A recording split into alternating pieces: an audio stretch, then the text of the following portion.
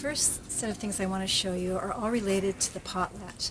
The potlatch was a major festival celebration in Seattle, started in 1911, and it grew out of city leaders' desire to replicate something like the Alaska-Yukon Exposition, which had been held in 1909 on the grounds of the University of Washington and had brought in thousands and thousands of visitors.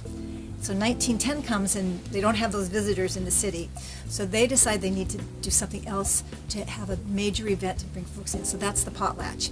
Now the potlatch is actually comes from the idea that of a Native American tradition of a potlatch of sharing gifts.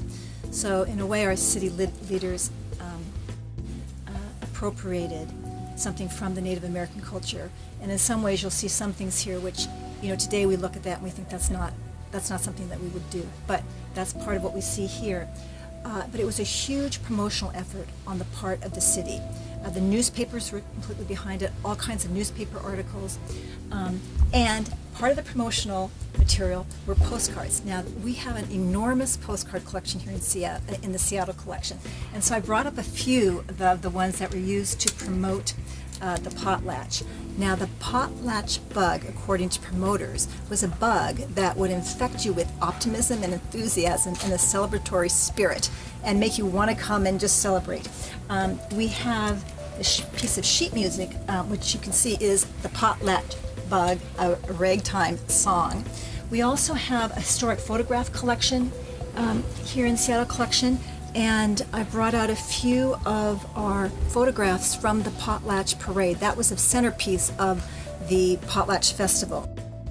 This is the Argus from 1913, and it has a fabulous photo showing the streets going down 2nd Avenue, all the banners and so on that were out as part of the celebration.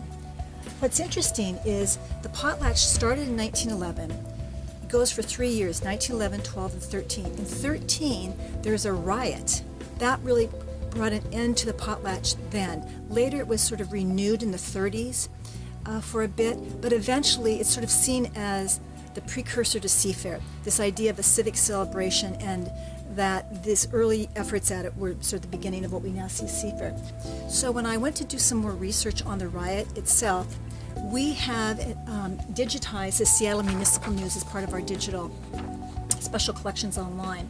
And so this is a printout. I was able to go online, type in potlatch, and I found this article here all about potlatch riot causes varying public opinion. So you have very easy access when you're looking at some of our original artifacts. We also have all kinds of online resources that will supplement what you're finding there. This is from the Town Crier, which will be, we're also digitizing, will be online in 2017. It says, unique and handsome float of the Seattle Brewing and Malting Company. But if you look closely, you'll see that they're advertising this for mothers and babies. And there's a huge bottle of malt in the middle of the float. So I happen to particularly love this Town Crier from 1912. This is the menu from Monday, August 7th, 1911. And it shows that what you could get: ham for 75 cents, stewed tomatoes for 15 cents, veal for 60 cents. So it's a really, these original artifacts are just a wonderful window into life in Seattle, 1911, more than 100 years ago.